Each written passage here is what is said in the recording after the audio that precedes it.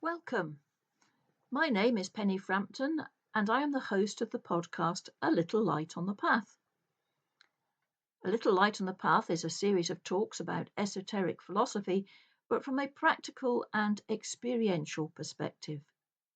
I'll be presenting intellectual concepts, but from the point of view of how they impact our lives and our spiritual journey, how those ideas work out through our ordinary lives.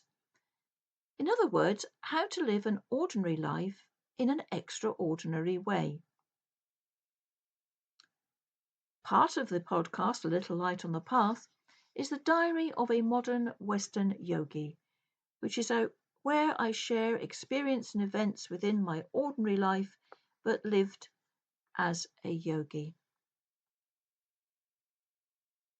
So this morning, I have an insight to a question I've been contemplating for quite a while now. Answers usually come to me first thing in the morning or during my morning meditation, and this is because the question is being answered by my soul consciousness, which when I sleep is more aware and active, and the answer will filter down into my mental consciousness first thing in the morning when I wake up. And since I meditate as soon as I get up, that answer will gain more clarity as I meditate. So, what was I contemplating? What was the question in my mind the last few days that I needed clarity upon? Well, this morning it was all about purity of intention. As a yogi in a modern Western world, part of the purpose of our lives is to build that light of intention, to hold it, to hold the light of illumination and a purity of love through all things that we do and say, and to be able to maintain that purity through a purity of the personality as well. And what I mean by that is that you have to literally purify your personality at all levels, so that in fact there are no emotions to filter the purity of the energy that you're holding. There are no thoughts, and there are no personality intentions or motivations to obscure the purity of that energy that you're holding. Part of being a yogi is to have reached a stage where you can hold an energy at a level of consciousness that is beyond the personality. So it's beyond the needs, desires, motivations, or intentions of any aspect of the personality. And for the yogi, the purity of intention comes from the soul consciousness and beyond. This level of intention is beyond words because it's beyond the human mind to comprehend, but I will try to describe it. All things are energy. Soul consciousness is also a form of energy. But it is the quality of the energy that is different from the qualities of the energies that make up the personality.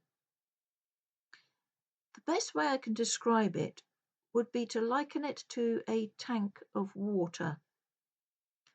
The tank itself is our physical form, and the glass may be clear or it may be coloured.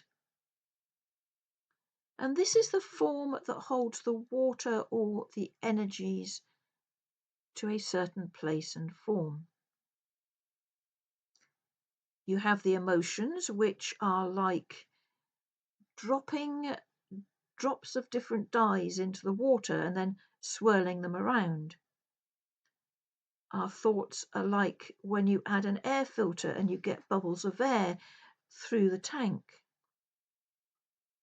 So the personality is like this tank of water with swirling colours and bubbles filtering through them. It's not clear at all. And the stronger the emotions, the more dense the colours, the more thoughts, the more movement within the water. So then imagine that soul consciousness is a light source external to the tank. whose rays are trying to move through that water and that tank. So to be a yogi is to literally have no color in that water and no bubbles disturbing it at all. Pure, clear water and pure stillness. Then the light of soul consciousness can penetrate the water and reflect itself within the very essence of that water. So the purity of the water indicates the purity of the personality. Like Laplanders and Eskimos have several ways of describing ice, which depends upon the qualities of that frozen water. You have colour, consistency, solidity, and even the sound it makes. So the quality of stillness and clarity of the energies of the personality dictate how much of the qualities of soul consciousness you can hold, manage, and direct. As the path of the yogi develops, you become aware of sources of other energies beyond soul consciousness that have other qualities to them. Then you have to reach a point of stillness within soul consciousness to allow those to penetrate and become unified with your essence. It's like that light source beyond the tank of water we mentioned was the light from an artificial lamp, but beyond that was the light from the sun coming through the window beyond. You have to become still to the effects of the light from the lamp to become aware of the light from the sun. So coming back to what I've been contemplating the past few days, and it's one of the most difficult things to do when you're a teacher, and I've been a spiritual teacher and mentor for many years. And the clarity of this answer has grown and grown until finally this morning I have a real experiential clarity to it. So, as I say, one of the most difficult things to hold in mind is watching people and students go through their own unique development, following their own paths, and having the illumination to see where they are on that path as you watch them grow and develop. It's a bit like seeing each person as a different tank of water. And you can see the colours and the bubbles and the quality of the water and the energy and the sides of the tank, whether they're clear or coloured. And the difficulty comes within the purity of your approach. In fact, the purity of the intention of your approach as a mentor or a teacher. This purity means to have no intuition to affect the path which that person is upon, no motivation to affect what they are experiencing, and you cannot let any part of your own personality colour your intentions for mentoring or teaching someone.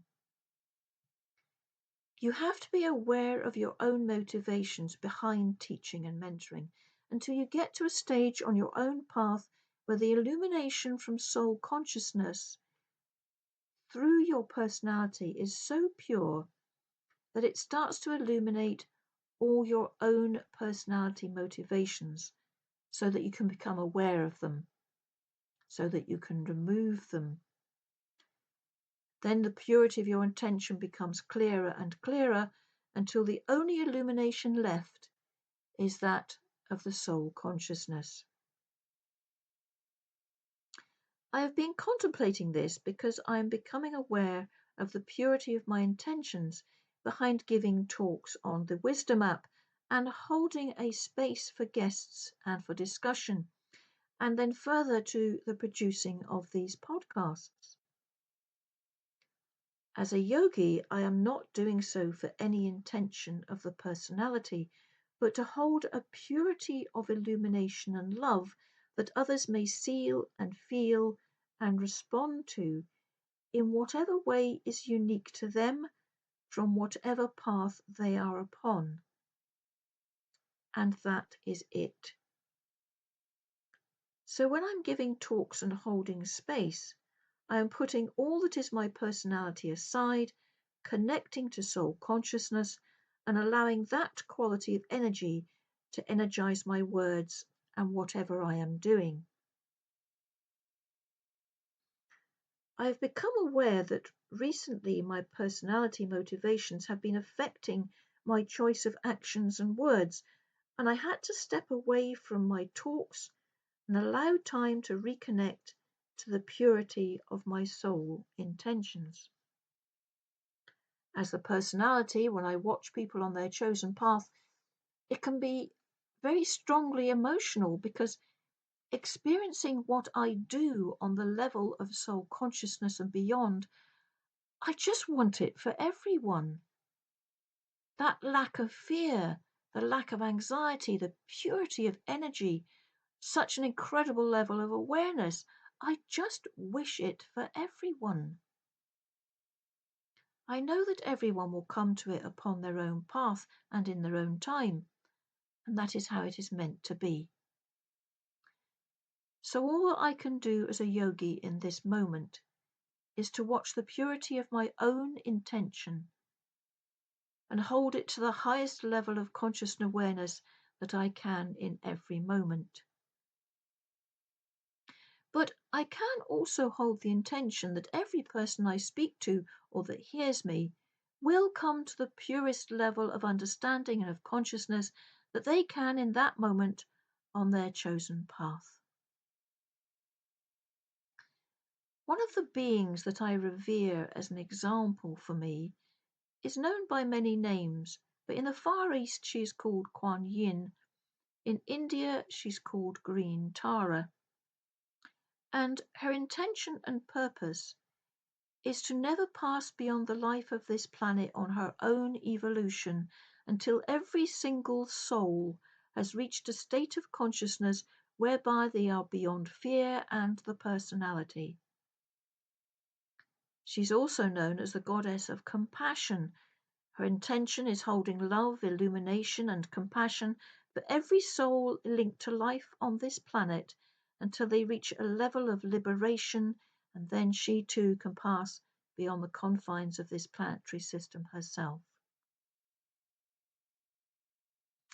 And as I begin to describe my understanding this morning, I begin for the first time to get the very first and faintest understanding of what she is about.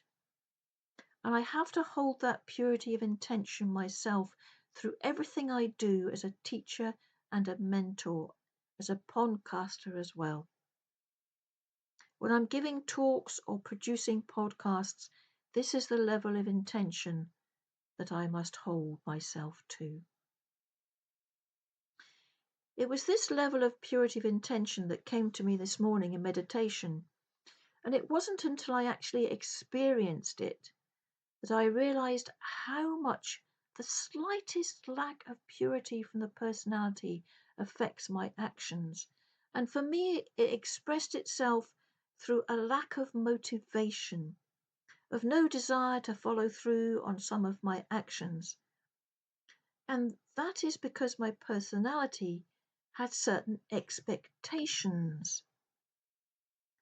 As a teacher or a mentor, your personality may have expectations of what your teaching is going to produce or cause. Similarly, when you're giving talks or producing a podcast, you may have expectations of the results. Now, part of the purpose of a yogi is to build and to hold thought forms with a purity of intention for the greater good and the service to humanity, with no thought and intention for yourself, and with no attachment to the outcome at all. And so we create a thought form, but as soon as it is built, we let it go with no attachment to the outcome and no expectation of its effects. And this is an ongoing lesson for me and for all yogis, and one which I've been learning particularly throughout this week. And I'm always excited to learn these lessons, and as a yogi, they become ever more refined and subtle in nature. It's no longer about the colour of dye or bubbles in the water, but about the subtlety of the light that passes through and is being held within the essence of that water. And as I put these lessons into action within my day-to-day life, I am striving always to live that ordinary life in an extraordinary way. Thank you for listening to A Little Light on the Path, and thank you to all my subscribers. Your monthly donations are what enable me to continue to produce further future podcasts for you all. I can also be found on the Wisdom app every Sunday at 7 p.m. GMT, where you can guest on my talk and actually talk directly with me.